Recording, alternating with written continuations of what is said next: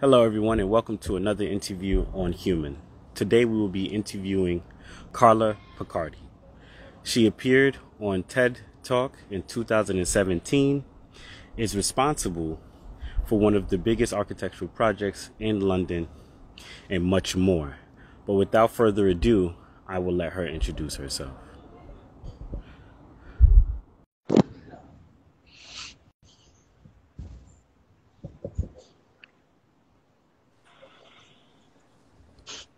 Hello. Hey, how are you doing?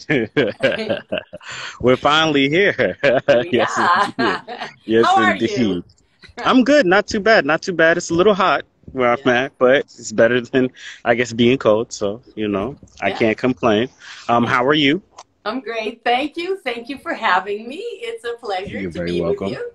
No problem. Thank you for agreeing to come on first and foremost. Um, so please tell us a little bit about yourself for those who don't know you in the audience. Okay, you want the long story or the short story? No. We could whatever you feel comfortable with. That's fine. Yeah.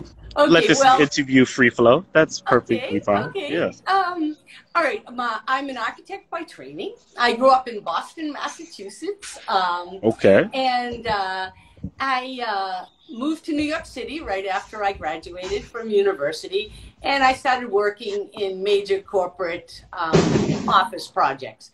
And Wow. at a certain point in my career, about 8 years into it, I decided that it was time to do something different. I was a vice president for Citibank by that point, and I thought Wow. I could die in this job, but that's not my dream. So I decided to move to London. I had an opportunity to move to London Wow. and no job. And I decided to think about something different. And so there was a very, very large project that was being discussed, like Manhattan on the Thames in London, and it was called Wow. Canary Wharf. And I called them and said, "Hi, you don't know me, but I can bring the US corporate perspective to this project." And they said, "Hey, come on in." So I was the first woman and one of 8 people that were in a hotel suite trying to create this concept, which was at that time became the largest private development in the world. Wow. And because of that, I was awarded a fellowship at Harvard University at the Graduate School of Design for my work on Canary Wharf.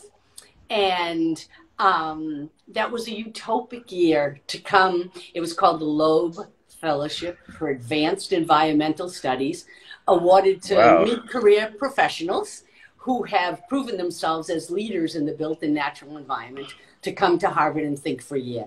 So it was utopic. And it sort of changed the Wow. course of my life. And then I had a client in New York City called Swiss Re, and they asked me to come back to London to Hmm. create a building that was known as the Gherkin.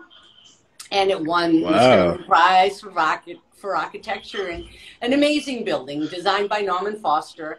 And it was really a paradigm shifting building. And at that point, I decided Hmm. I was in my mid 40s and I had this dream that at the age of 45, I'm going to retire and do something different. And so I decided it was time to marry a human being instead of another building project. And so I moved to Italy, and Wow.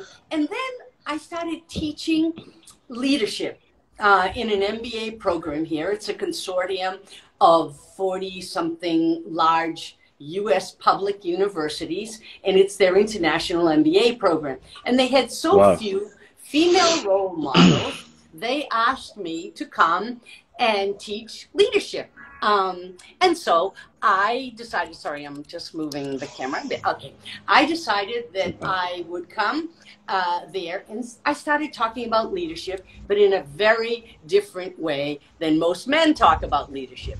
Because Mm. most men talk about leadership as a war game, Interesting. battle strategy.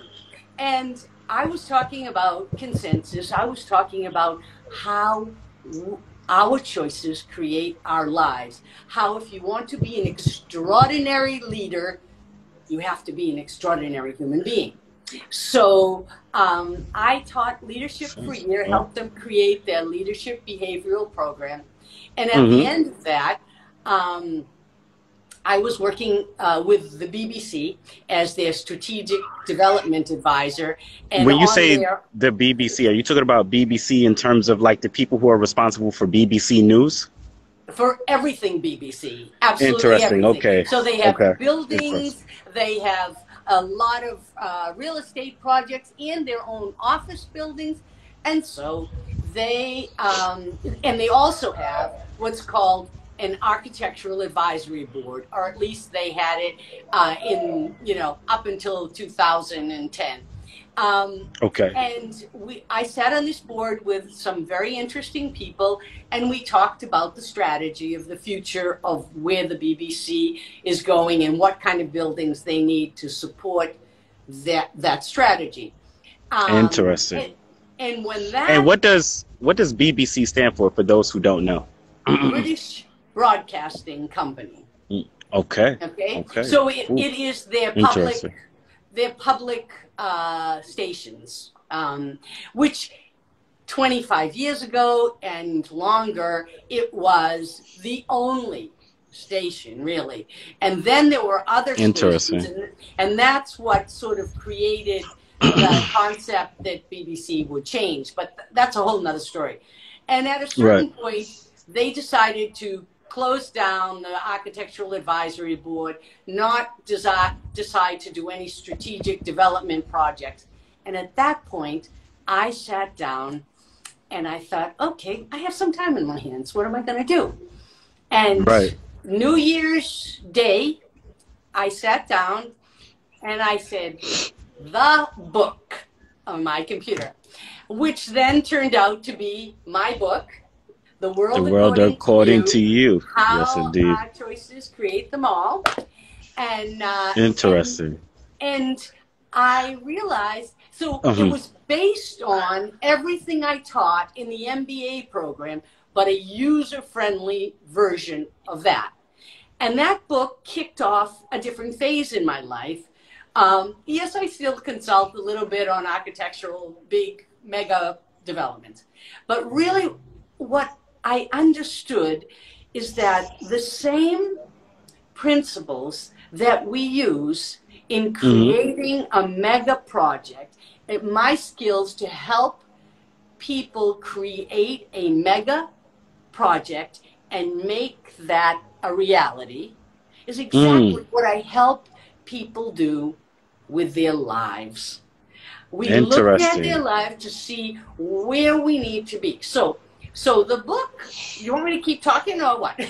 Yeah, no. I was waiting for you to finish the intro out, because you did say you was going to give us the long intro. So yeah, well, I wanted to wait until you were done with that. No problem. You have no idea. I could go on for hours. So you have okay, I have a question. Yeah, no problem. But I do have several questions. I want to start off back from when you were younger.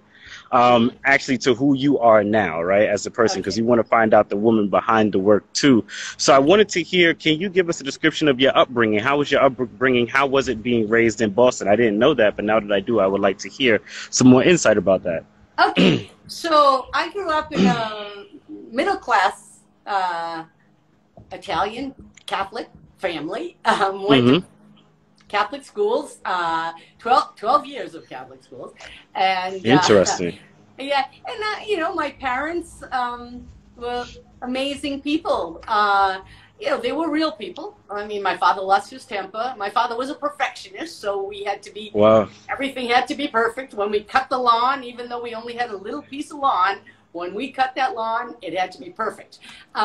So he was an engineer. And so there was a lot of that perfectionism that I realized afterwards, as much as it drove me crazy as a child, I realized it was a great gift, because I became extremely successful by using a lot of the principles that, he drilled into us like a sergeant. But anyway. Can you give us an example of some of those principles, if you don't mind me asking?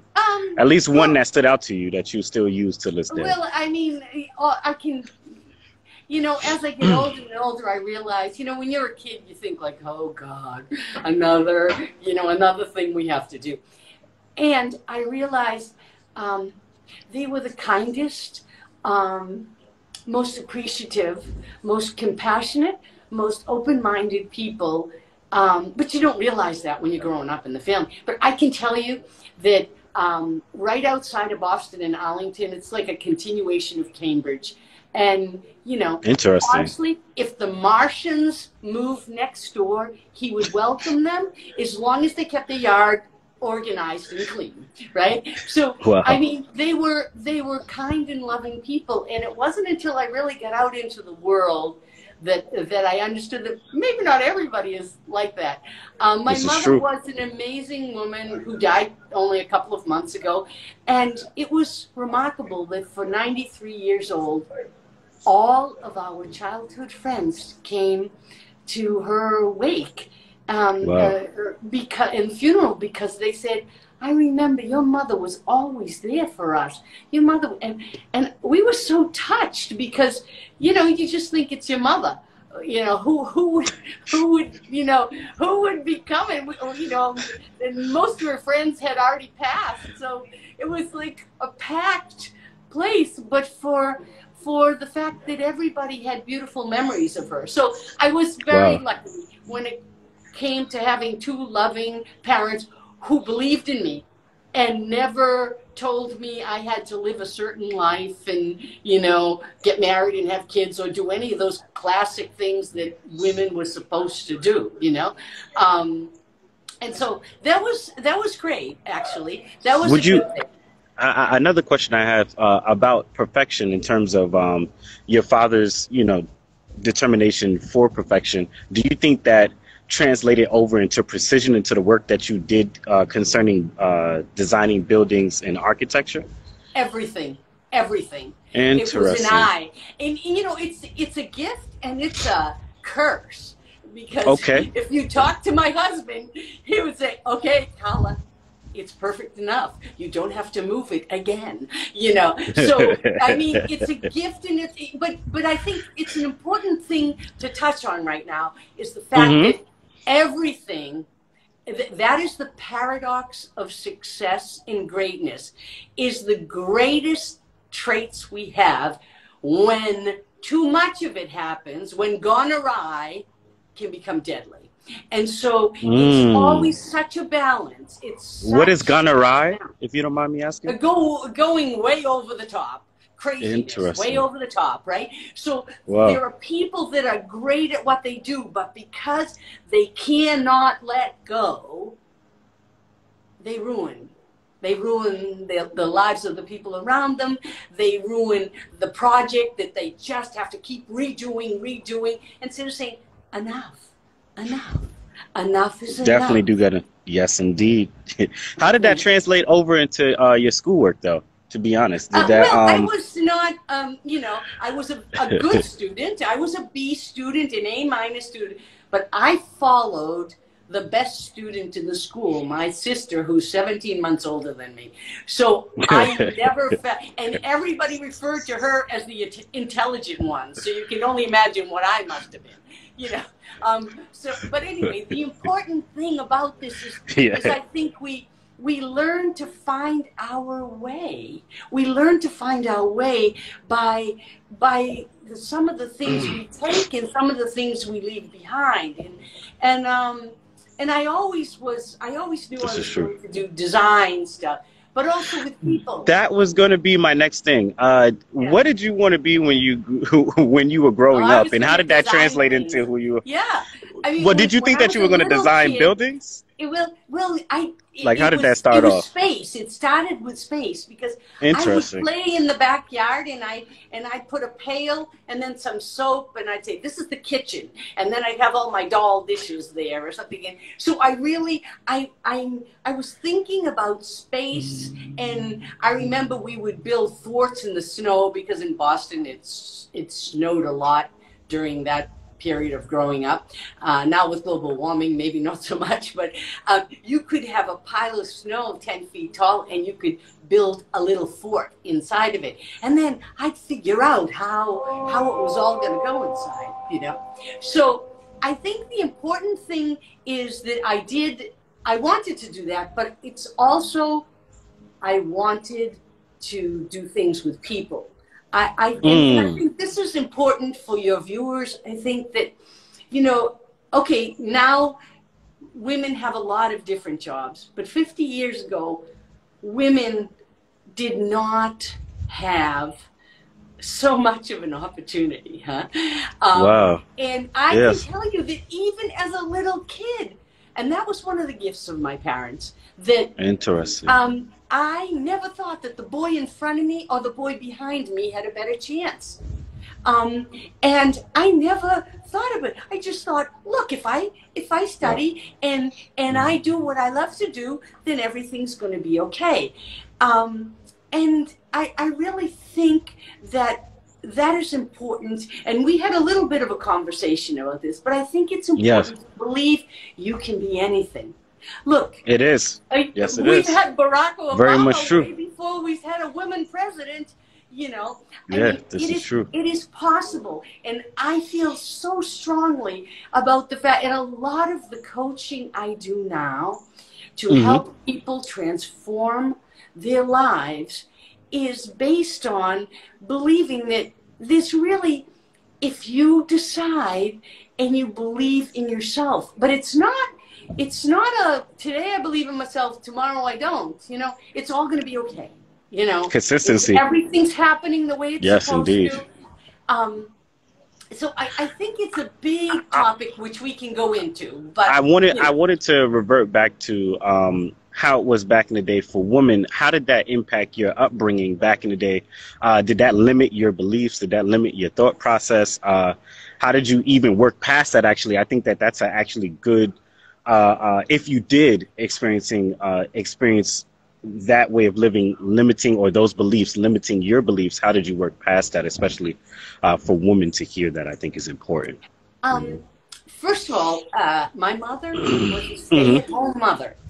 And one of the gifts she gave us was she always felt, my father was the first generation to go to university in all of his family.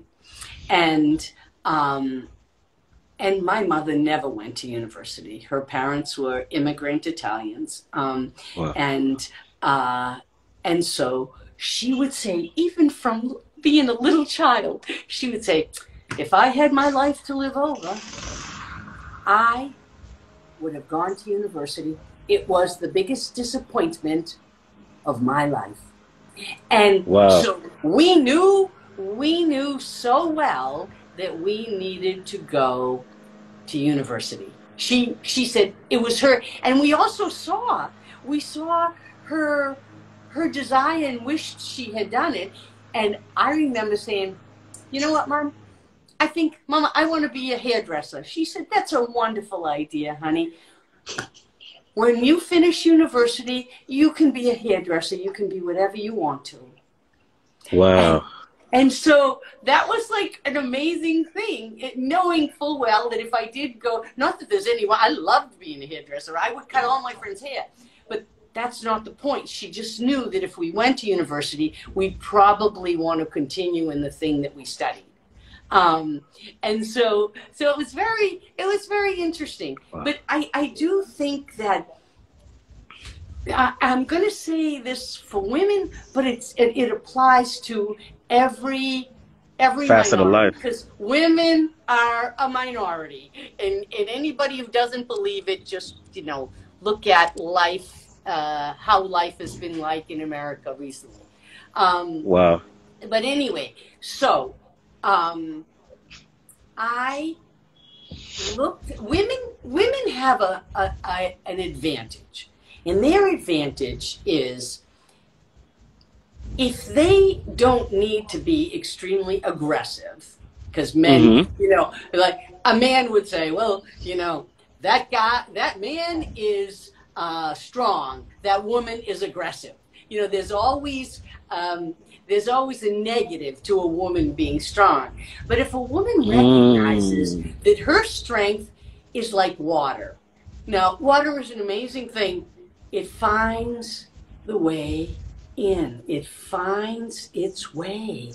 And so, and then once it gets in there, it's in. So I think that in my generation, being confrontational was not the way to be. So you Wow. learned your way around it. And you know, if Hmm. you think life is difficult, be the only woman in a project or woman in an environment where tons of people are hitting on you all the time, and you have to find ways to leave them whole and say, oh, no, thank you, no, you're married, or whatever you need to say to, and you're such an ethical guy. I know you understand that, you know. Yes, I do.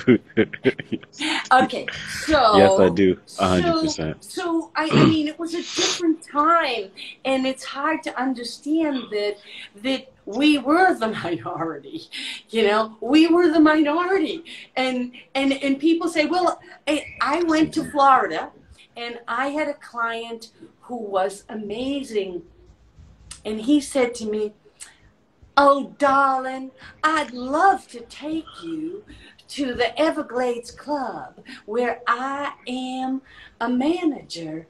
Excuse me, where my manager is. But he said, where I'm a member, he said, but my manager wrote me a letter a couple of weeks ago because I took somebody from the Jewish persuasion, and my club doesn't allow Italians, me, Wow. or Jews, or others. So let's go somewhere else for lunch, darling.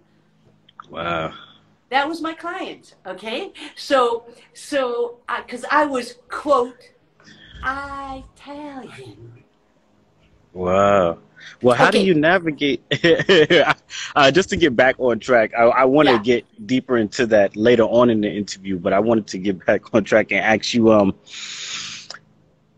how was it entering Harvard for you in terms of college? What did that look like? How did how did that journey start? And if you could educate us on why is the school even prestigious, Okay. let us know that too. Yeah, I think that's Okay. an important one right there Yeah, hey, too, that's a because really we good hear thing. the name, Okay. people drop the name a lot, but it's not, sometimes it's not, I want to hear it from someone else, what makes it Okay. prestigious. Okay, Okay. continue. So first of all, I went to the University of Massachusetts in Amherst, Okay. in their architecture and design program. I was awarded the fellowship at Harvard University at the Graduate School of Design, so the graduate part. And I was invited Interesting. to come back there as a Loeb Fellow with a faculty ID. So I wasn't a student, I was a guest of Harvard for a year. Harvard Wow. is a famous Ivy League school. There are, I don't know, I should probably know how many, 6 or 7 of them. They used to be solely men's schools, and they had a sister school. So Harvard's sister school is Radcliffe, and and so they have anyway. Interesting. Harvard, Yale, Penn, Stanford. This whole group of very, very expensive schools. I was an invited Wow. guest because I was awarded the fellowship because of my work on Canary Wharf as the project executive responsible for coordinating all of these Wow. concepts with a whole team of other people. Just a mere 45,000 other people created. Wow. So, What is yeah, Canary no, Wharf? yeah. I Can mean, you amazing, and that's just the first phase. can Um, can you give us some insight into what Canary Wharf is? A small Canary description at Wharf the was a very least, because derelict. 45,000 people, that's a lot. Yeah, well, that's what I told you. Now there's over 100 and something thousand people who live and work there. But we started out. Wow. It was a derelict dock area from the ships that came in, bringing products and produce from the Canary Islands, and it was all Wow. derelict, and it was very frightening.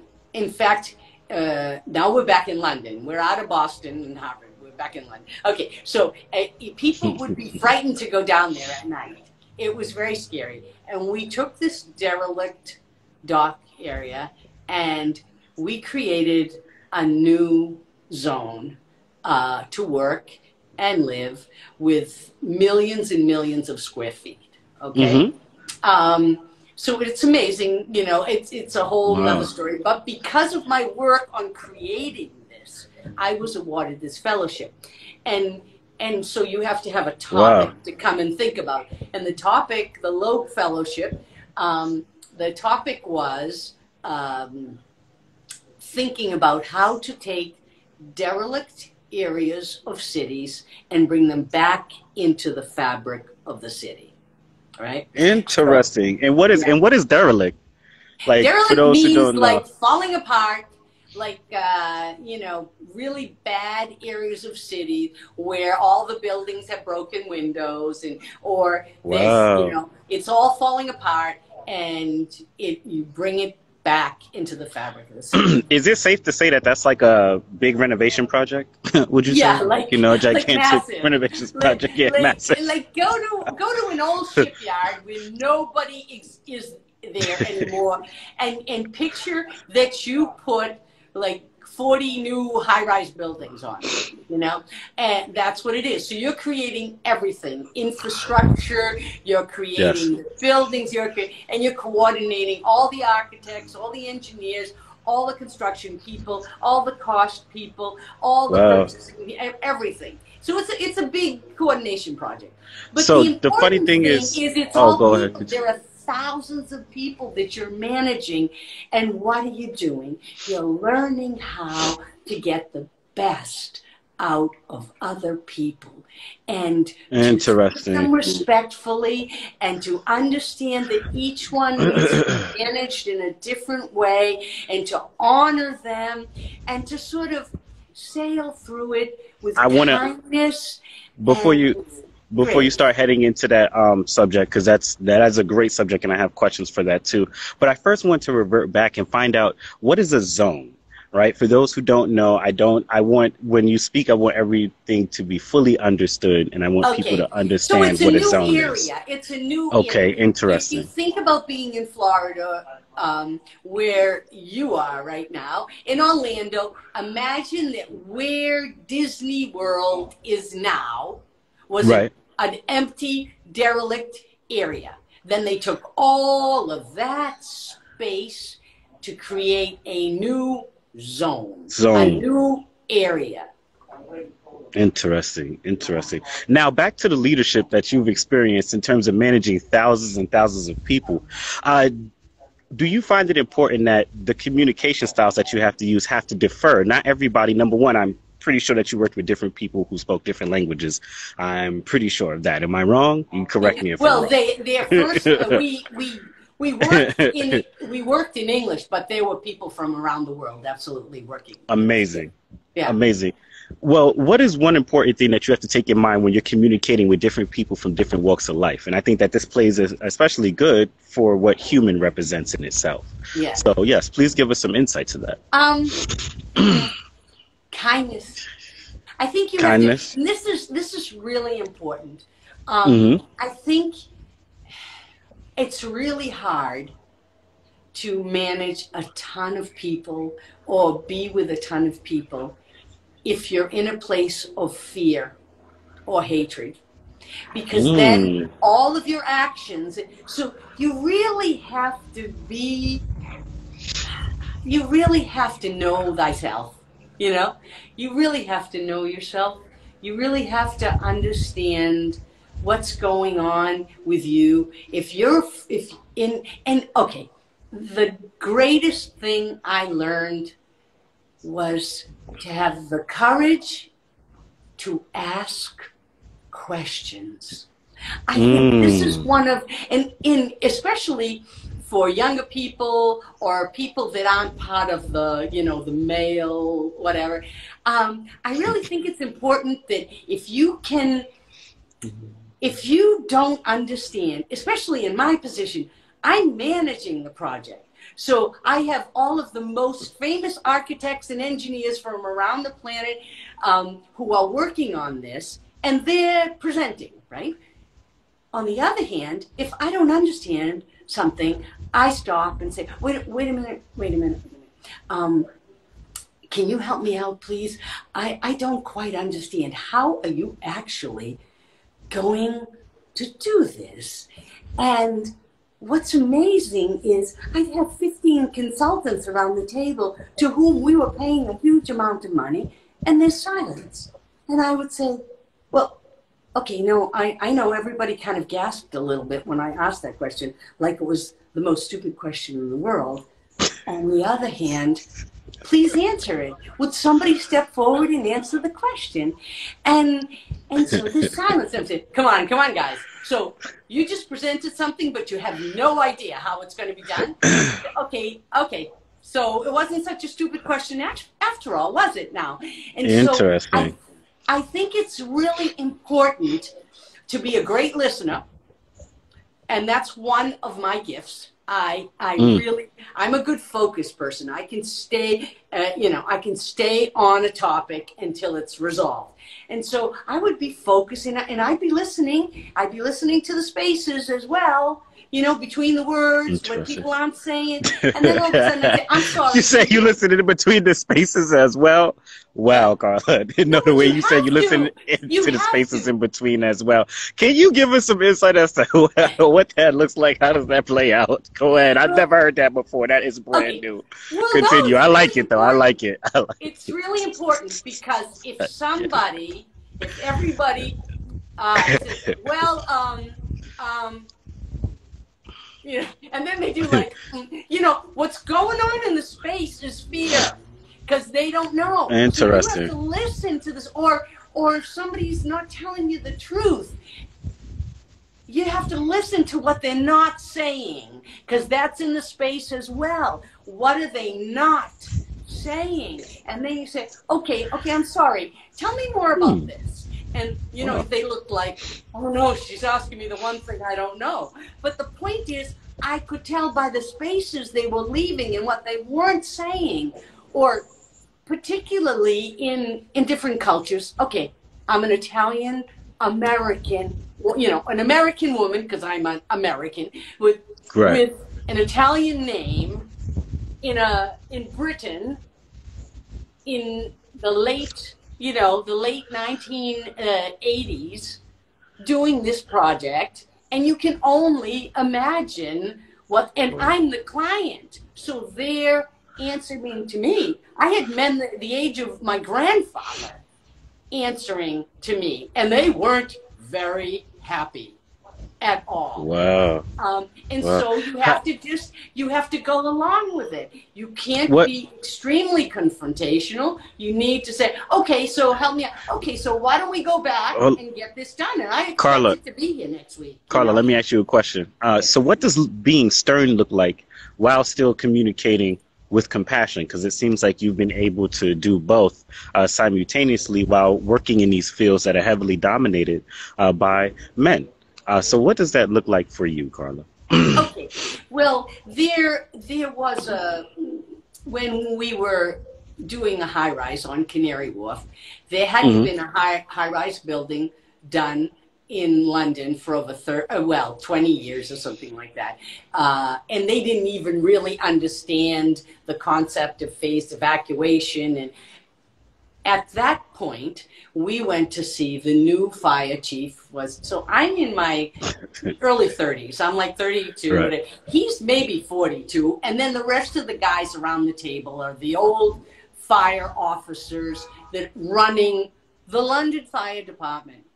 And they said, now I can't remember the exact numbers, but they said we had to evacuate a building in 2 minutes and 46 seconds. And I said, this is a high-rise building. Every city on the planet has phased evacuation. What do you mean? And they said, well, the rule is, and he's listening. I'm at one end of the table. He's at the other end of the table. And we're the youngest people at the table. And he's listening to, and I said, okay, so 2 minutes and 46 seconds. I can't remember the exact amount, but like that. Does anybody know where that came from? Because every major city on the planet has phased evacuation. And so there was silence. And I said, come Phase on. evacuation. Phase Yeah, it evacuation. It means goes in you stages, like evacuate a high-rise building floor by floor by floor, floor depending on where stages. the fire is. Yeah. So, Understandable. so anyway, Thank you. he looks at me and he said, anyone? So this little old man who's not even at the table, he's sitting away from the table in the corner, says, well, there was a fire in such and such a theater in 1900 something, and it took that long for the band to play Old Lang Syne. And when the band was finished, the theater was evacuated. So I said, you're kidding. And the fire chief said, you're kidding. And he said, Carla, I am really sorry. We will be back to you in a few weeks with an answer. We're going to do some research on this. And then they came back and they said, we can do it, but we also want you to come with your colleagues to teach a course to our fire officers on modern, exit strategy of buildings. And so we changed. At that time, this was 1986, 87, 88. But anyway, the point was, so I just asked questions. I asked, so how did that happen? So does anybody know where this is from? Very unconfrontationally, even in simple things. And this is really important because I would say, for example, something's due on, the 21st of September, let's say. I would say, okay, are we going to be ready for the 21st of September? What? Silence. I said, guys, are we going to be ready for the 21st of September? And at that point, they would say, well, I said, no, can somebody really answer me? Are we going to be ready to run this by the 21st? And so I keep going like this, just one. And so I get the knows. Yeah, no. Well, yes, I mean, it's possible, but I don't know, really. I mean, we're not sure. Like, guys, this is a very simple thing. Yes, we are going to be ready.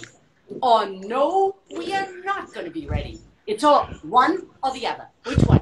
Well, no, that's not the answer. That's not the option. Yes or no? Well, no. Thank you very much. Now that we know it's no, what's going on? But you know what I mean? It's just that it was that simple. And I know that people would say, oh, it couldn't have been that simple. But it was really having the courage to understand what you need to ask. That's all. And asking it, even if it sounds like a stupid question. You know what I mean? Interesting. Okay. So I'm assuming that you're a believer that you don't believe that any question is stupid. No, I mean, I think you need to be listening. I think if you can, if somebody has just said it, I'm a good listener. So it's the kind of question is, also a very good strategy is to repeat often, repeat. So what I'm hearing is you're saying yes, or you're saying no. So you keep repeating what they're saying to be sure that you understood. But I think you need to listen, first of all, and that's part of the problem why asking questions has gotten a bad reputation about, like, oh, they're really stupid, they ask questions. Because if you don't listen and you ask the same question that somebody just answered 2 minutes before, then you do look a little bit like you're not caring enough to be following the conversation, especially in a meeting. Okay, in a meeting. I like the way that she said that. I like the way you said that. Continue. You're not involved in the conversation enough, right? I have another question for you. Oh, sure. I want you to finish your point, but I do have another conversation for you. For sure. There's no stupid questions. You're right. If you are following the conversation. With so many people, involved in that project or other projects that you have worked on, how do you communicate your vision effectively? Is what I want to hear from you. I think that's very important. We're going to do this. Are we all in? Is everybody in? Because if there's someone on the team that's dragging their heels, It's really difficult. So it's like getting everybody excited about it. This is going to happen. And that's how I got into helping people create their lives, because I understand it's the same thing. This is a really important thing, and I'm going to talk about it for a little bit. Okay. So yes, ma'am. Everything has existing conditions, right? And existing. It does. So I have talked about a lot in other podcasts and in a class that I have done on Udemy, how we create and sustain an unconditional life. And an unconditional life is a life that does not have the foundation of your existing conditions, but that we disconnect from the existing conditions and we move towards the dream. So, okay, what is an existing condition? I like the way that you said that. That was great. We all have existing conditions. First of all, yes, we do. You don't have a job. You hate your job. You don't have a partner. You hate your partner. You have an ill family member. You have that knee that you fell on, and geez, every time you stand up, it just hurts. Or you have the pop-up existing conditions. You find out that you lost your job, or you lost your income, or you have been just diagnosed with a life-threatening illness, or coronavirus. That couldn't have been a more perfect example of an existing condition that just popped up and changed our world. So those existing conditions create a backdrop, if we allow them to, for our life. You know what a backdrop is? A backdrop. Yes, I do. Okay. So I have a challenging question for you, by the way, too. Okay. No, continue when you're done. So now, what do we do? What do we do with those existing conditions? Right? We look at them every single day and we say, oh my God, look at this. It's really terrible. This is really terrible. Life is so difficult. And what are we doing in that moment? We are creating more of the same. Exactly, more of the same. So the next day looks exactly like today. And I was reading a book real quick, just to interject. There's a book called Happiness is the Way. We spoke about this by Dwayne W. Dyer, and he said that if you always fight for your misery or make reasons why you're miserable, you'll always bask in your misery. Basically, if someone comes to make you happy and you're like, but it's this way and it will always be this way, and you don't try to change your opinion, then you will always be inside your misery. So I just wanted to piggyback off of that, but continue as you. You're absolutely I'm interested right. You are absolutely, and he is a great man, and I love great his author. work.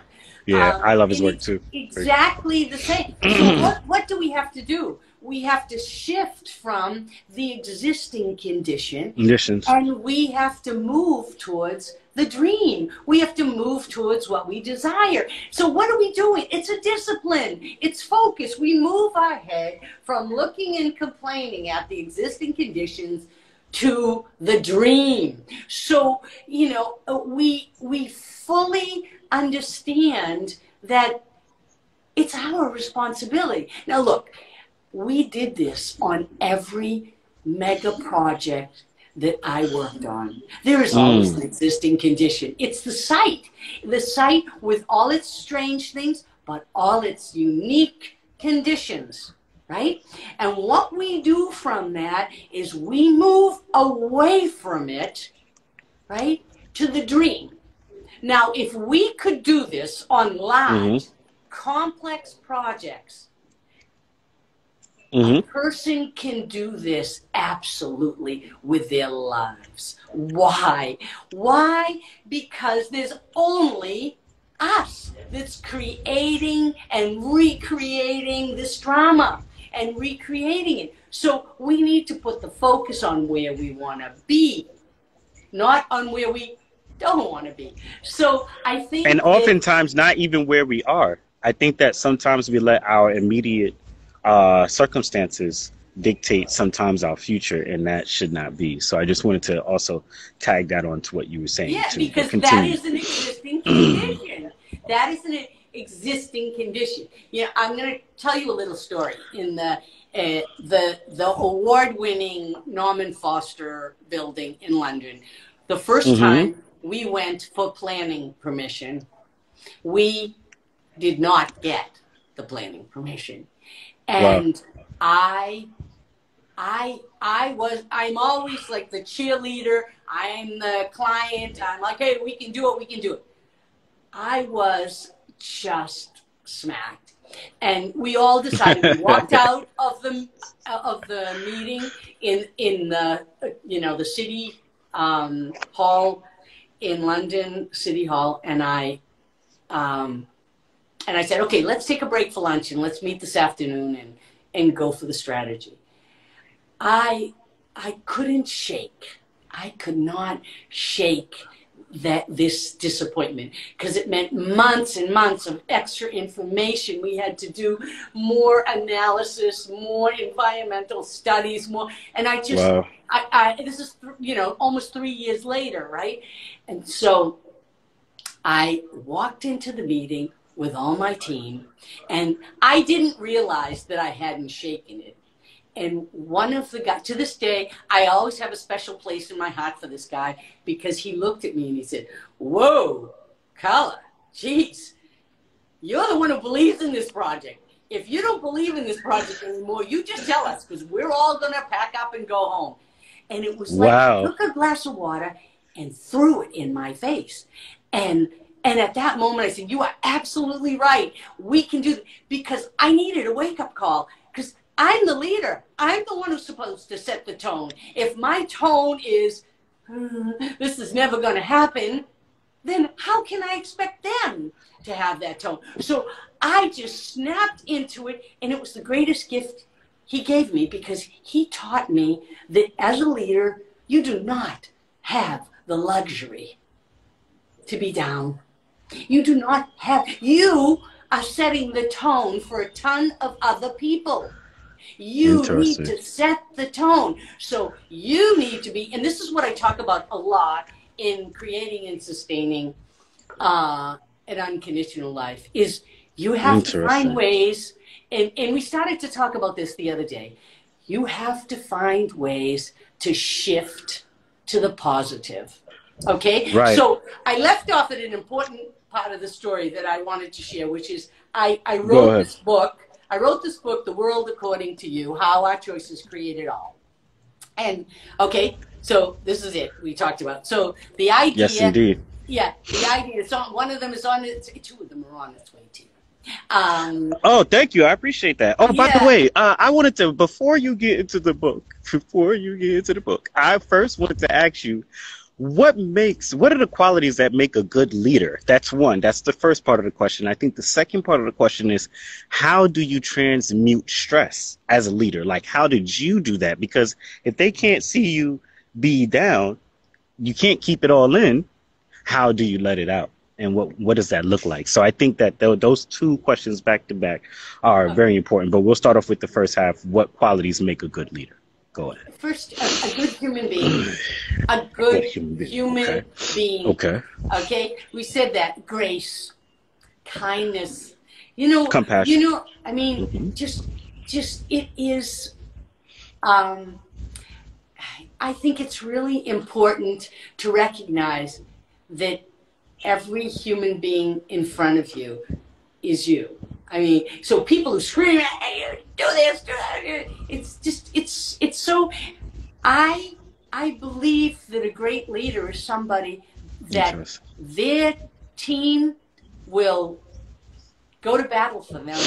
They will lay themselves on the line for them, because they know that you're backing them. So a great leader has the ability to manage up as well as down. Now, what does that mean? Ooh, so you don't only have a team. So an extraordinary leader doesn't just have a team that they manage. They're also managing all the outside stuff that's coming at them. So lots of times they have a boss, and their boss has a boss, and their boss has a boss, right? So, you know, a lot of times it's like a sandwich. You're stuck in between a sandwich. And if it's an uncomfortable situation, it can be like a vice. It's getting tighter and tighter. In most people, the mistake that they make is that they're in fear. They fear to lose their job. They fear they're not good enough. They fear they're going to demonstrate that they're not whatever enough. And so they don't say, when the 5th mega project has arrived on their desk to be completed by Friday night, they don't go back to their boss and say, look, I have people working till midnight every day, which you need to tell me which project you need by Friday, really. Do you need this one? Do you need this one? Do you need this one? Or do you need that one? And if they say all of them, then you say, well, then we're going to have to hire a lot more people or a consulting firm to finish this by then. But you will kill these people, and it will be on your, you know, your time. Okay, so you decide. You tell me.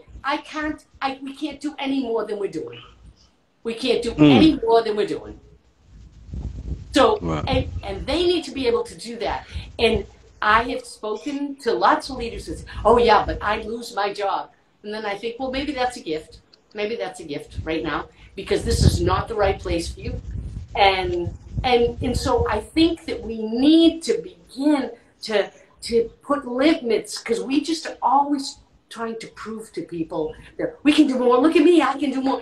And we kill ourselves. In a very competitive world. And people take advantage of us in that sense. So I think the most important thing is to respectfully manage up.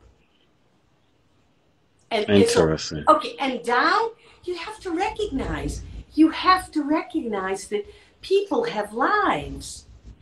And if you expect that they're going to be there every moment, and when their child has their school play, oh, you got to give them slack. This stuff is important. And if you don't have compassion for that, and you don't go to bat for them with the powers that be, because this is important for them, for their motivation, for them to feel like this company cares about them. So I think that you know, it's a bigger issue than that. So there are a lot of qualities, but I would start with the qualities inside first, because the thing about leadership is the most important thing is who you are being. Because remember, we're human beings. We're not human doings. So yes, it's very true. Are you being? That's cool. Okay, who are you being during this moment of leadership? And if you are being wise, if you are being calm, if you are being kind, if you are being gracious, if you are being all of the important things that are necessary, the doing is easy. The doing is easy. You wouldn't have gotten the job if you didn't have the doing.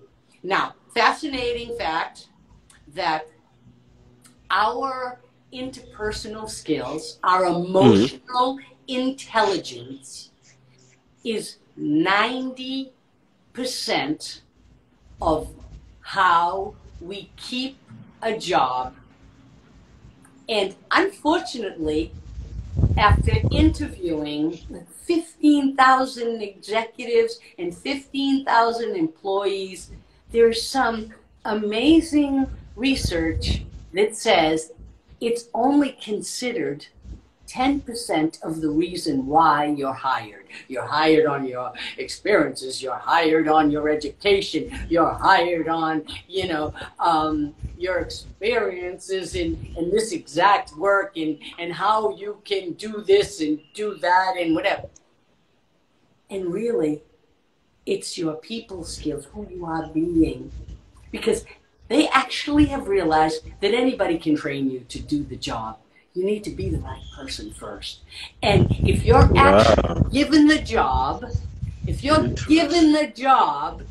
then it's who you are being, because they know you can do it.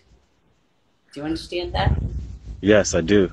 And Oh, that's amazing. I just wanted to take a step further when that comes to leadership and just becoming the person to be the leader who you're supposed to be in itself is a journey. You know, I think that's very cool. Like, that's another flip side of what I got from what you just said right then and there. Like, even though that was in regards to an employee, but when you take that outside of that context and put it towards developing yourself as a leader, it also applies to that too. So really thankful for that. That was really, really good. Thank you. I appreciate that.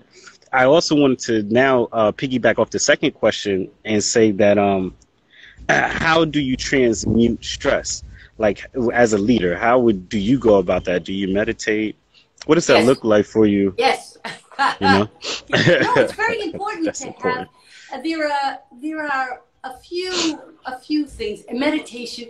Can't say enough about meditation. Breathing. Breathe. And if you're in a meeting, of course, you cannot go, excuse me, I'm just going to meditate for a moment and I'll be back. Okay. No, of course not.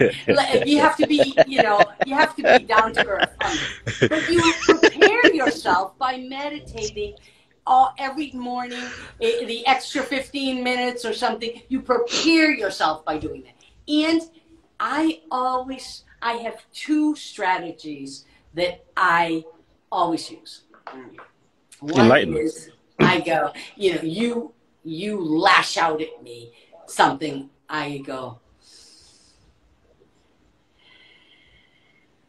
well, that's an interesting response. Oh, that's an interesting reaction. Or whatever. And then I go on from there. The other thing, I use laughter. And why do I do it? Because sometimes people just burst out with something and I go, oh, well, that's a way to look at it. Okay, that's an interesting response. Let's look at that though. You know what I mean? So that gives me a few seconds because the other part of this all is who you're being. Remember, we talked about who you're being. So now, I remember Deepak Chopra said something years ago that stuck with me so strongly. He said, if someone throws a glass of water in your face, it is simply somebody threw a glass of water in your face. How you respond has everything to do with who you are. You could get furious and start screaming, how dare you? But you could also say, whoa, wow, hey, that was good. That was cool. I needed that right now. I was so hot. Or thank you. That just made me see something more clearly. Well, that was a way to respond. Everything. Wow. You don't have to be the angry person. You can have a different response. How you respond, and that has everything to do with how prepared you are inside. And meditation absolutely helps you stay in that zone of being who you want to be. And not only responding, but I think responding with ability, which is the responsibility that you do carry as a person, right? So, right. And I got that but don't from forget, the book. Then there's a react. I differentiate. Yeah, there is a reaction. Yeah. React or respond. Which one is it? React or respond? React or respond? Don't forget. Well, let me ask you a question. Either react or respond. No. Do you think that in a way we actually react first and then we respond? Because response, when I hear responding, I hear it as a more of a delayed kind of reaction. Like you kind of thought about what was going on. You took a quick second or however long it took for you to think about what was going on right before it took place. A reaction is immediate. It's like you threw the water, there was a pushback, from that, the water being thrown, that was an immediate reaction, right? Well, it might be. It depends on, this is exactly the answer to your question. Because have you ever seen a bar fight? Have you ever seen a fight in a bar where somebody bumps Kinda, into yeah. somebody says, hey, you bumped into me. The other guy said, I did not. And the next thing you know, boom, boom. That's react. That's Neanderthal. That is Okay? reaction. Yeah. We should absolutely be past that by now. So you see, sometimes somebody bumps into something, even if the person that didn't bump into, the person that was bumped says, oh, excuse me, it's all gone. Psst, gone. Yes, I have seen that. Just like, Yes. gone. So, you know, the British, people tease me because after years of living in the UK, I say I'm sorry all the time, even if I didn't do anything. You know, somebody bumps into me, I say, oh, I'm sorry.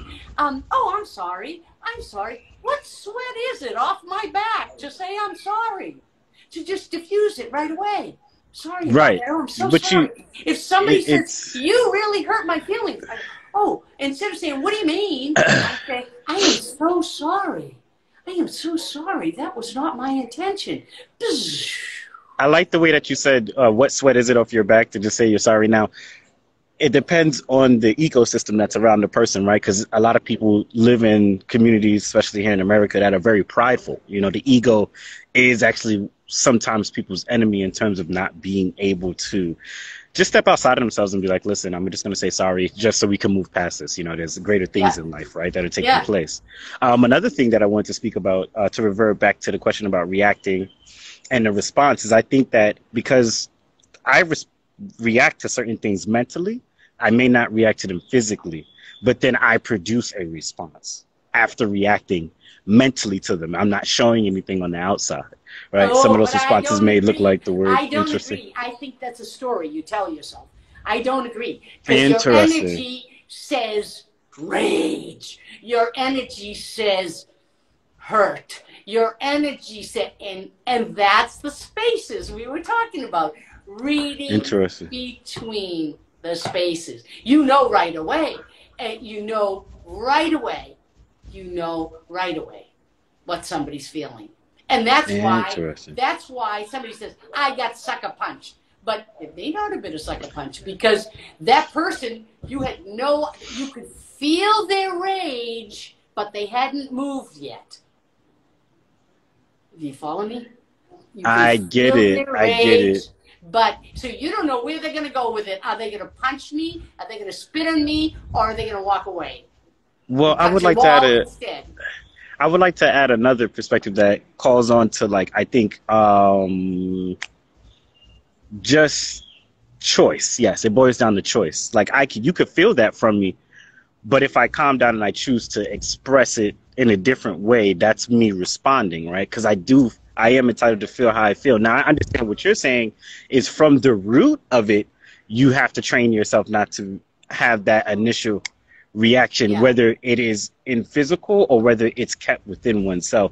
Is training yourself not to even have that part, right? But I just want to get that off my chest, is saying what I was saying. And I do think it's a process based on how we were brought up and how we have matured. I think managing rage is very important. I also think it really, and this, this is a theme, is there's no one but you. In my, it's an inside out world, and there's no one but you. So everything is happening for what I say. Everything's happening for my viewing pleasure.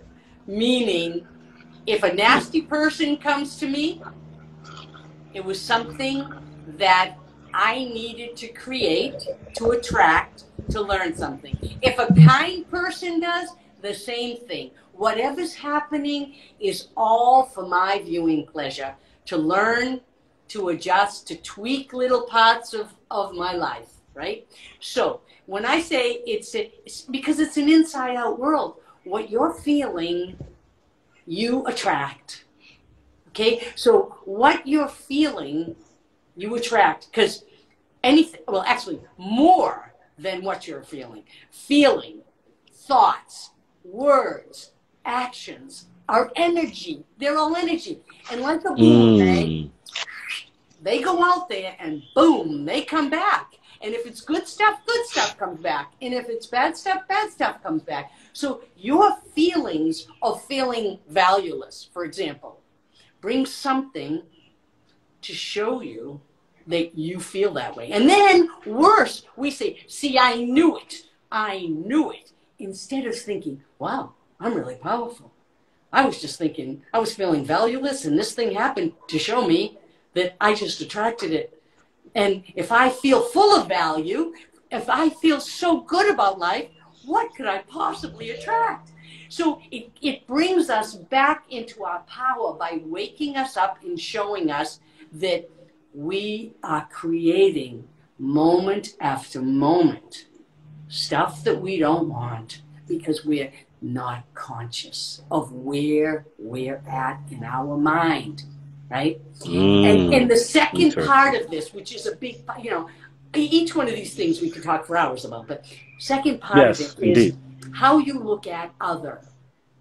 I have this concept of non-duality, right? So non-duality is you and me and every single other person, the most despotic person on this planet. We are all one. We are all one. That's non-duality. The moment I need to say, you are this duality. Now I am judging you instead of thinking, you are me. Walk a mile in your shoes, and we'll see if I would judge you. And we would stop judging people if we understood that we are all the same energy. We are all one, right? We are all one. Wow. So I look at you as me. I look at him as me. And she, she is me too. And we are all the same. So if I can look at you now, my dear friend who's no longer in the physical, Debbie Ford, wrote an amazing book called The Dark Side of the Light Chasers.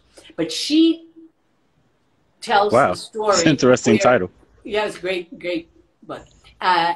Debbie Ford would talk about how people in her class would say, I am you. I am that. I am that too, right? And she would have people stand up in her class and say, look, I'm not a rapist. I am not a rapist, okay? You can't make me think I'm everything that everybody around me is. And Debbie said, okay, let's break it down. What is a rapist? A rapist is an angry person. A rapist is a frustrated person. A rapist is a suffering person. Have you never been angry?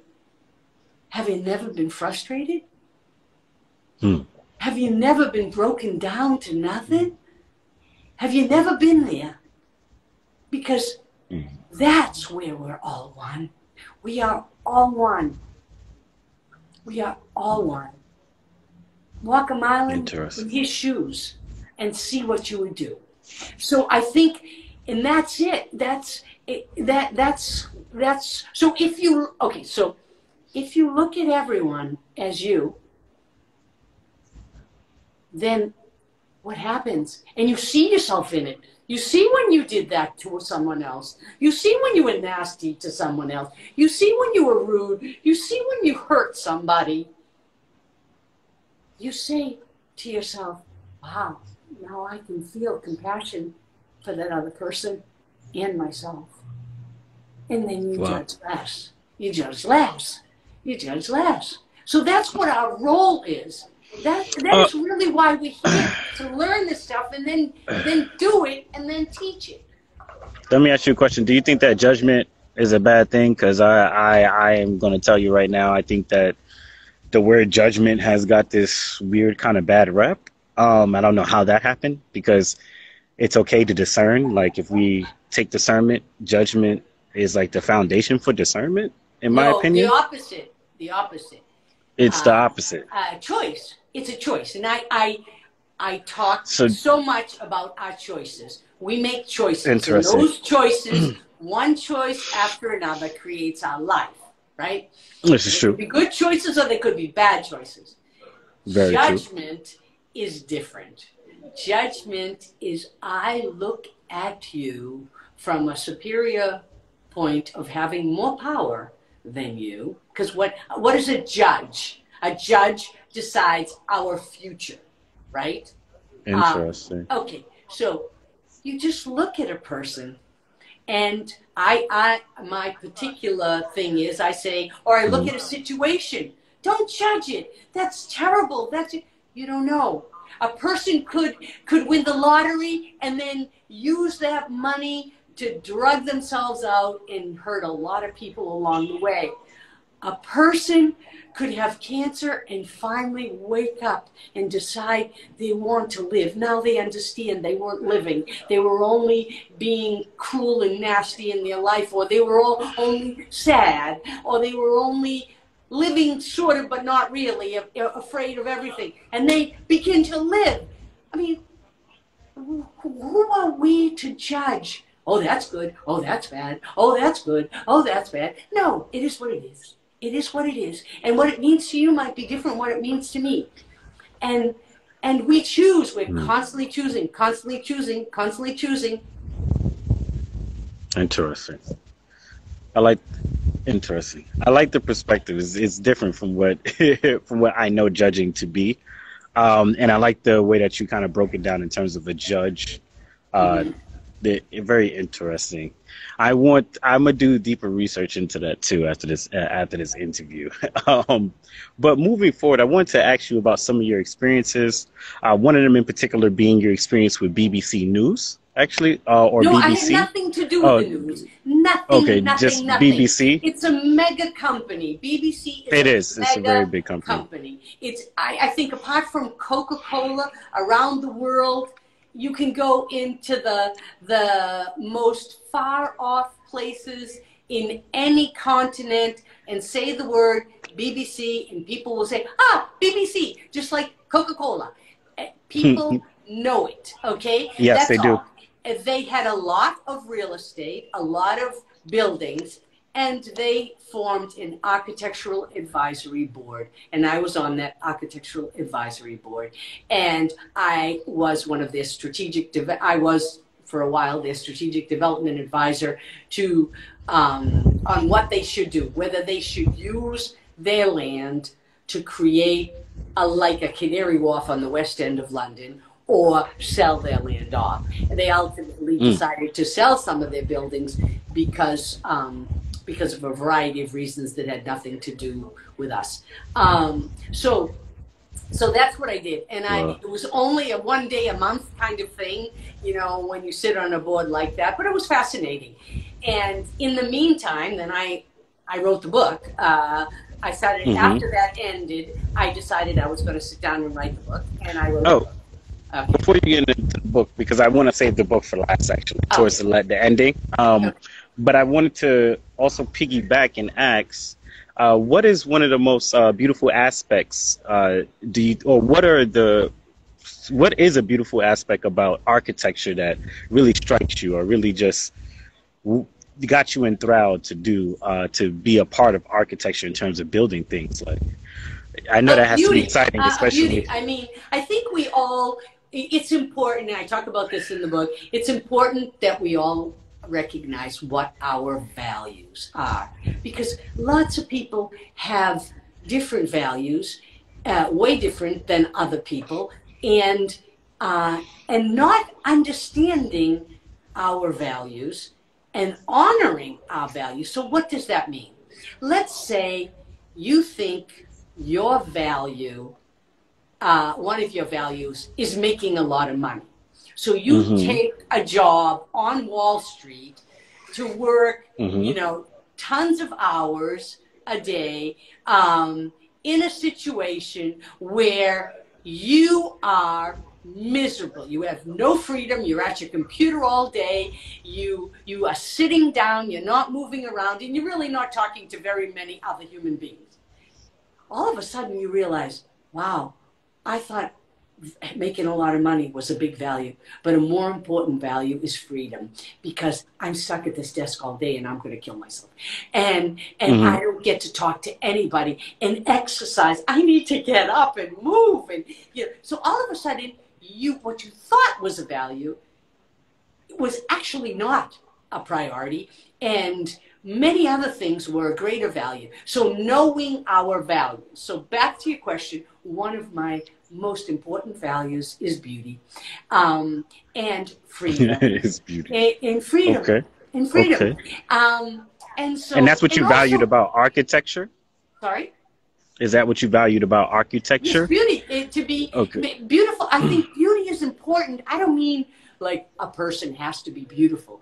I mean, right. I look for the beauty in every human being. I look for the beauty in every building. And I've done a lot of renovations of buildings, or, of derelict buildings or whatever. And I feel like sometimes buildings talk to me. No, don't do that. That's the wrong thing. You got to do this. This building deserves this, not that. Or we need to create this kind of, but the reason I like architecture is also because it's a problem solving. Because sculpture is beautiful, but architecture is not civic scale sculpture. It has to function. It has to meet the program. It has to solve the problem, right? And so it's solving a problem within the context of leaving something on the planet that's beautiful. So it's all like that together. So, wow. Yeah. Wow. I love the way you put that. I like the tail end of that. That was great. That was great. Moving forward, I wanted to finally get to a part that I wanted to hear about personally, aside from the book. But I also wanted to hear about your experience on TED Talk. There's so many people that when TED was, I don't know what happened to TED after the pandemic. I know that they're still around. I don't know what they're necessarily doing as of right now. But I know before the pandemic, so many people wanted to be on TED. TED really swept the nation. And so to be talking to someone who has been featured on a TED Talk before, what was that experience like? Please just give us some insight to that. And actually, what did you talk about? I have a strange feeling that it's going to play into your book. So continue. No. In fact, I talked about, it's on my website, carlapicardi.com. So you can see the TED there.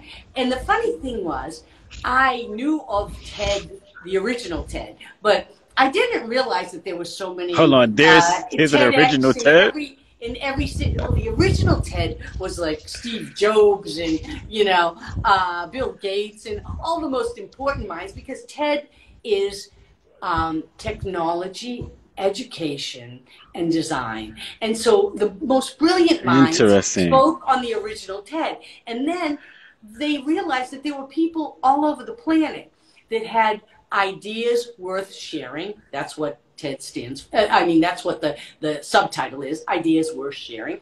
And so there was a TEDx. X means, away from the original TED site. And there was a TED in Padova, a city not far from me. And wow. They asked me if I wanted to do a talk. And I sent the guy a copy of my book. He said, absolutely, please do it. It wasn't till years later that I realized that people send in applications.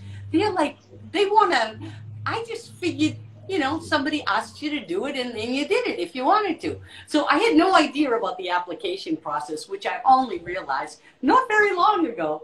Somebody said, you must have had to have a really difficult application process. I said, what application process?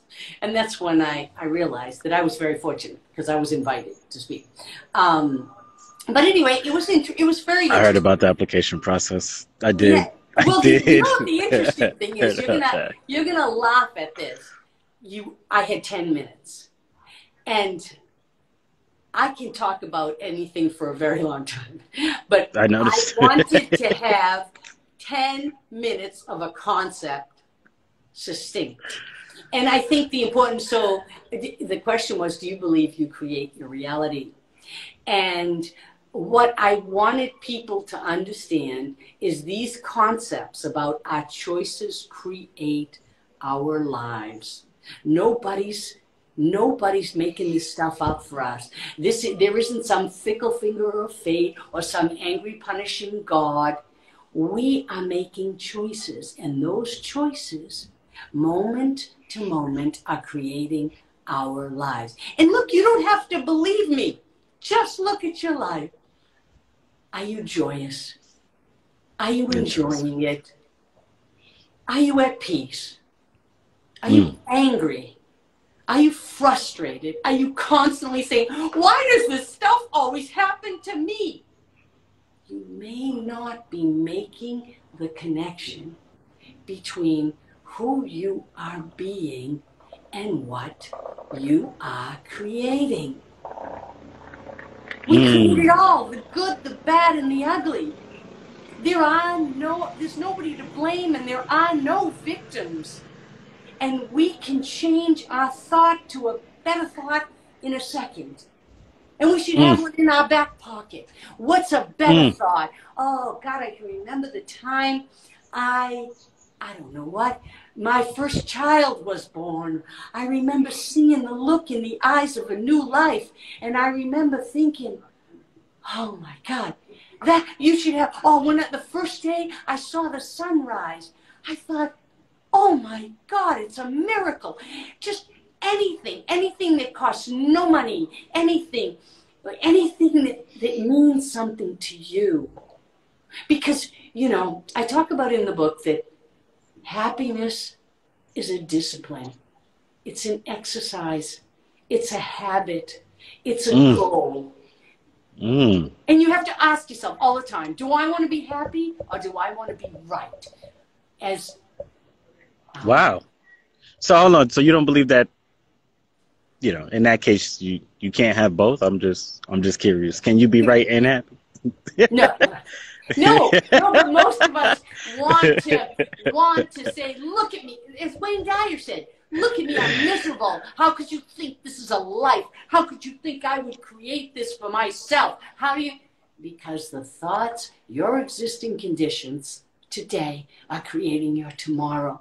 You need to find a way to live in joy. Look out the window. Go to the beach and just look at the sea. The sea is, the waves are going in and out. They don't think, I'm having a bad day, I'm not going to have a wave today. Carla, that was so funny.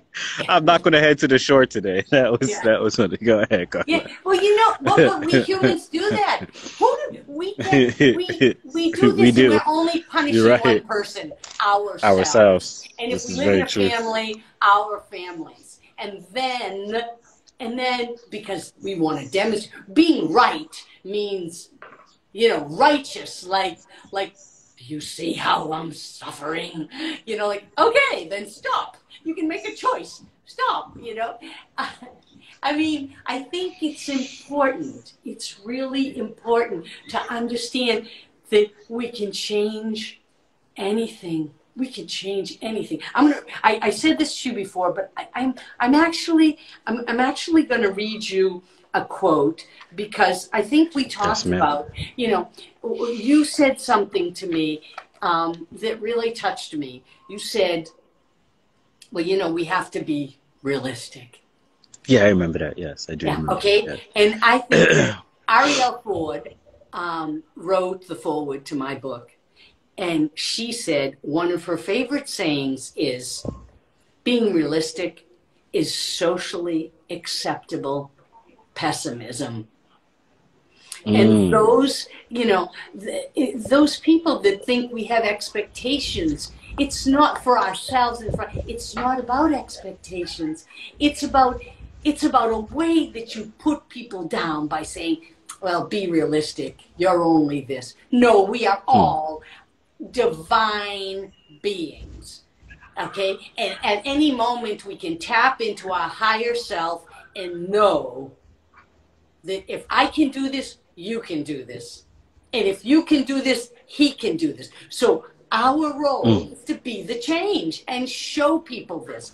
Now, I'm just gonna read you something if I can Yes, find for it sure. here. No problem. Because Can you give us an introduction to your book now that we're yes, I getting can, into but this wait a phase of minute. the interview? I'm going to say this because this isn't just for now. This isn't. There was a man, a psychiatrist by the name, an Austrian psychiatrist by the name of Viktor Frankl, and he's a Holocaust survivor. And in his 1946 book, Man's Search for Meaning, he writes, "We who lived in concentration camps can remember the men who walked through the huts, comforting others, giving away their last piece of bread. They may have been few in number, but they offer sufficient proof that everything can be taken from a man but one thing, the last of the human freedoms. To choose one's attitude in any given set of circumstance, to choose one's own way." We make the choice. We choose. Am I going to let another day go by that I don't walk towards my dream instead of complain about the fact that I don't have it? And I think this is so powerful, so powerful, Like the way you said powerful. that. Yeah, yeah. Okay. I like the way you said it with character. It was very great. I love the way you said that. Moving forward, I wanted you to introduce your book to us, also, because a lot of people will tell us what it's about. Reintroduce the title, "The World According to You." Am I correct? Yeah, the world Yes, ma'am. according to you, how our choices create it all. I don't know if you can see that correctly or backwards. Can you see it correctly? It's backwards. Oh, it is It's backwards. Okay. yeah. I don't Well, know. no. It's a well. What happens is when the camera's facing you, it's like a mirror. So when you look in the mirror, it's your left becomes your right becomes your But left. So sometimes it's not when you're on video. Anyway, it doesn't matter. So, sometimes it's not. You're right. So one of the things, and it's connected to this whole ability to live an unconditional life. The book is Yes. about 4 fundamental understandings of being a human being, of living an unconditional life, of making the choices. The first one is the importance of being positive. Now, we're not talking about sweet, like, oh, I just want to be happy. We're not talking about that. We're talking about what we talked about before, which is the discipline of deciding in this moment, I prefer to be happy than to be angry about what that guy just did. Or I prefer, it's an exercise. It's a habit. You go to the happiness choice. You go to the choice of feeling joy versus the choice of going back into this existing condition of how difficult my life is. And if you only understood. And so that's the first thing, is the importance of being positive, because it has been proven that your energy creates. So you want to be angry, you create more angry stuff. You're attracting it. You're attracting it into your life. So being positive is actually switching to a laugh or a smile can make a whole big difference in just starting to turn your energy around. The second important part of the book is our life is our illusion. We're creating it all right here in our mind. We're creating it and recreating it and recreating it by what we believe. If we believe we can trust people, we get all people that we can trust. If we believe that everybody's out to get you, you'll have every person out to get you. And I'll be walking right beside you, believing that I trust people, and they walk right by me. They don't want that energy. They don't want light. They want somebody who's down like they're down, and then they're going to go for them. So it is an attraction. And our life is our illusion. So change the illusion. Third thing is our relationships are our mirror. So you might think that, God, and every boss I've ever had is a total jerk. Common denominator, you. Every woman or man in my life has been just the most abusive idiot. Common denominator, you.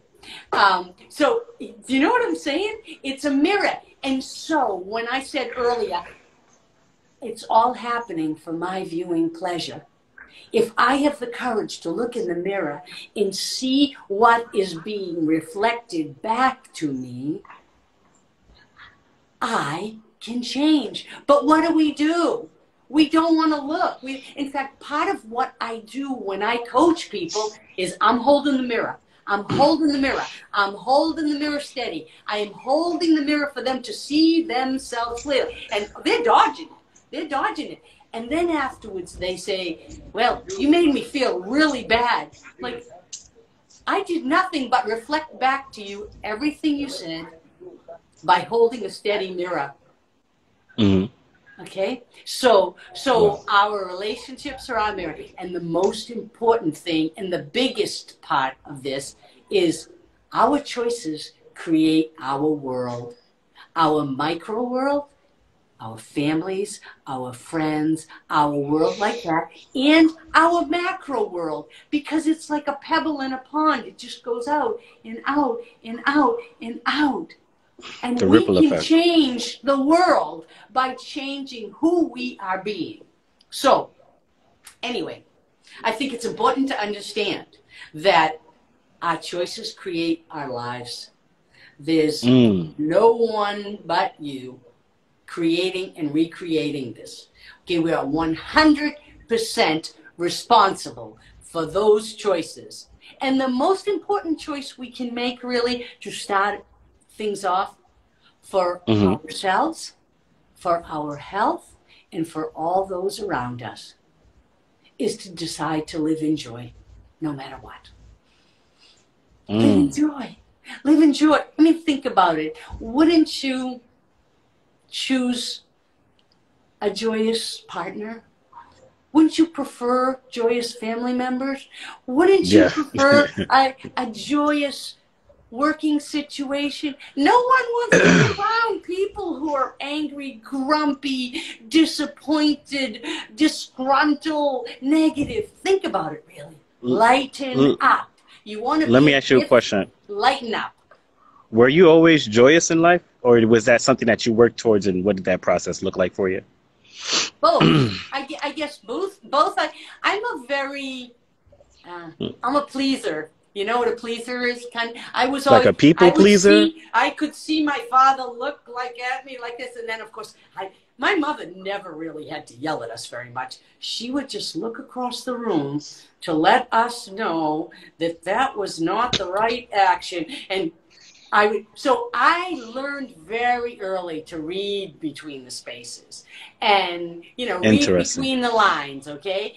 And part of that is to be a pleaser, to be somebody who knows how to, is that what you want from me? Okay, I'll do that. So I think when we were talking about the paradox of these things, yes, it's good to be sensitive to what people are feeling. It's good not to have the conflict, because you can understand right away in their eyes that something you just did insulted them or displeased them or whatever. It's good. But then when you go all the way over and you lose yourself, it's no longer good. Okay? It's no longer. So it's important to balance those. So I think I also and I think being that way, you want to make sure everybody's okay. I right away. I mean, if I see somebody crying on the street, I don't even know them, and I stop and I say, "I'm sorry, are you okay? Is there anything I can do for you or get for you or something?" And they might say, no, I just got a disturbing phone call, or I just got a call to find out my grandmother died, or, something. And I say, "Oh, I'm so sorry. Can I help you?" No, I'll be okay. But it's just, you know what I mean? I think when you're looking at other people, you can feel what's required, and that takes time maybe, but certainly I think in the beginning, find things to make yourself happy. I often say that, you know, this stuff works. On my website, I say this stuff works from the boardroom to the bedroom. When you say find things that make you happy, I wanted to freeze the conversation for a second and ask this other question that I actually got from reading, you know, W. Dyer, right? Dr. Dwayne W. Dyer. When you say find things that make you happy, do you believe that you have to find things internally or externally to make you happy? Because I think there's a difference. Things that are external could go out of your possession, and then your happiness is attached to something that could leave your possession, right? Yeah. So my question to you is, when you say both find things, what does that look like? Choose something. I mean, it can be, you can feel joy that the sun is always shining behind the clouds. Okay, you can or you can go inside and into something that a memory that you have held, or the first time you won a little league game, or the first time you got up and sang in the school play. I mean, it doesn't have to be big time stuff. It's just the satisfaction of knowing you did something well. I mean, it can be anything. So I think, I often say, if you don't go in, you go without. Everybody says this, it's part of the lingo in, you said if you don't go, say that one more time. If you don't go within, and inside you go without. Because why? It's an inside out job. If you're angry inside, what's going to come out? If you're happy inside, what's going to come out, right? But if you look outside of you and you see that, your best friend who you grew up with is now driving a Ferrari or whatever car you would just die to have, and you go into envy and rage, then you have allowed the tone to be set outside of you for something that's happening outside. And now you're angry because something outside of you touched you in a way that made you feel valueless. So we are responsible for our own value. We are responsible for setting the tone in our lives, okay? Interesting. Yeah. So it's inside out. It's always inside out. It's always inside out, okay? And so, I mean, there's you could say it's a beautiful day. It's we're having a beautiful conversation. So that's sort of outside of you. I feel really peaceful that, my charger has lasted this long on my phone. I mean, it can be little, it doesn't have to be, Mega things. Yeah. It doesn't. Just little things that I'm so happy that it didn't rain on my picnic today. Or, you need to always appreciate. I mean, my mother lived in an assisted living at the end of her life. And after she died, every single person came to us and said, "We've never really had anyone like your mother here before." I mean, we would come in and help her do the things that she could no longer physically do. And she would stop and say, I just want to say thank you for all that you do for me. Thank you so much. And they said it just made my day that somebody would say, thank you for all you do for me. And Wow. and I think we don't do that. We don't, if you go, like, if somebody holds the door open, oh, thank you so much, or hold the door open for them. I mean, it doesn't have to be massive stuff, okay? But look, the most important thing for us is,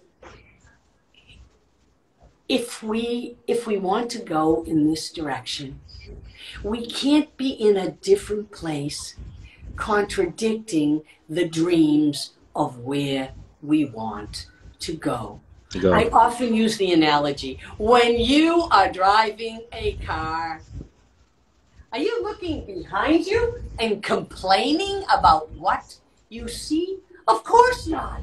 You're aiming high and steering. You're looking towards your destination, and hopefully you're enjoying the ride.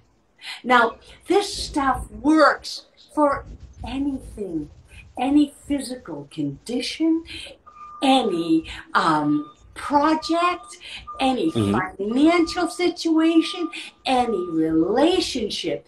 You can flip the switch on anything in your life. See, I read like an amazing statistic not long ago that over 50% of the divorce cases, if the person in the divorce had just said, I'm so sorry.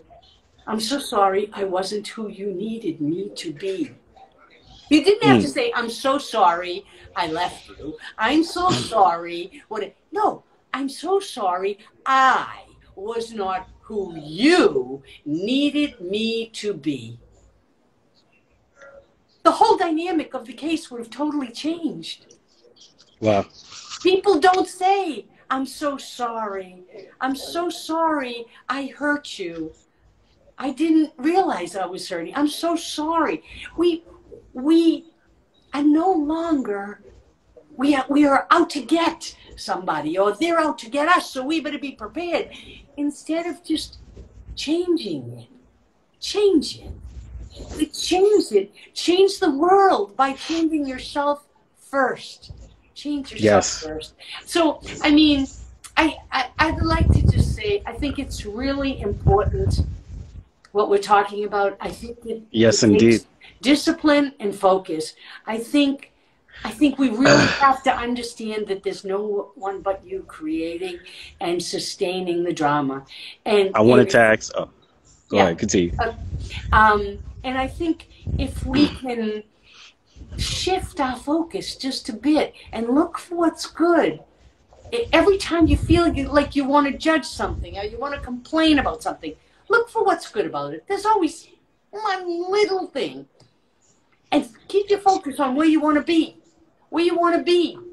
Not what's been happening. Because what's been happening, you've created way, way, way more of that than you ever need to create. Lift off from it and look to where you want to be. And then I think you need to launch the dream. And then let it be out there. Don't get scared and say, but that'll never happen to me because people like me, that doesn't happen to. Only people with this and only people that do. No. Launch the dream and it's on its way to me. It's on its way to me. It's on its way to me. It's on its way to me. And there's one last thing I really want to focus on. You're either always part of the problem or part of the solution. But never both. So if something is not going right, 100% you're part of the problem. Get out of the way. You're blaming somebody. You're feeling like a victim. You're feeling valueless. Stop it. Stop it. You are a divine being. Go there. You are a magical being that your body knows way better than you. I mean, you're not sitting there orchestrating your body, heartbeat, cells, replicate, food, digest, no, you don't have to manage anything. It's amazing. You just need to manage where your emotions are. Ask yourself, where am I now? Where am I now? Where am I now? And change it if it's not in the right place. Flick the switch. Flick the switch. Be part of the solution, not part of the problem. Mm. I got two more questions before we close out the interview. One is, in your opinion, what makes a strong woman? A strong woman. Yes, a woman who knows herself and loves herself.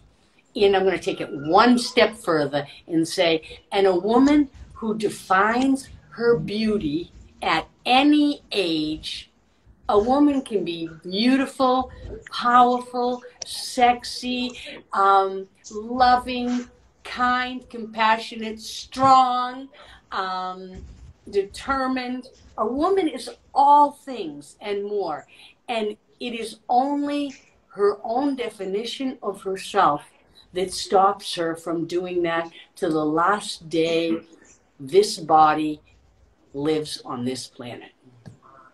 So step into your power, women, and love yourself for who you are. And don't let anybody define you as anything. Yeah. And last but not least, the question of the hour. What does being human mean to you? Exactly everything we talked about. Everything we just talked about. And hours more.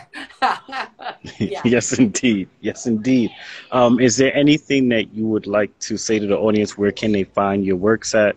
Where can they find you online? Yes, please let them know. So my website is Carla, Carla .Picardi, P as in Peter, ICARDI.com. CarlaPicardi.com. Nice. And you can see my TED Talk there.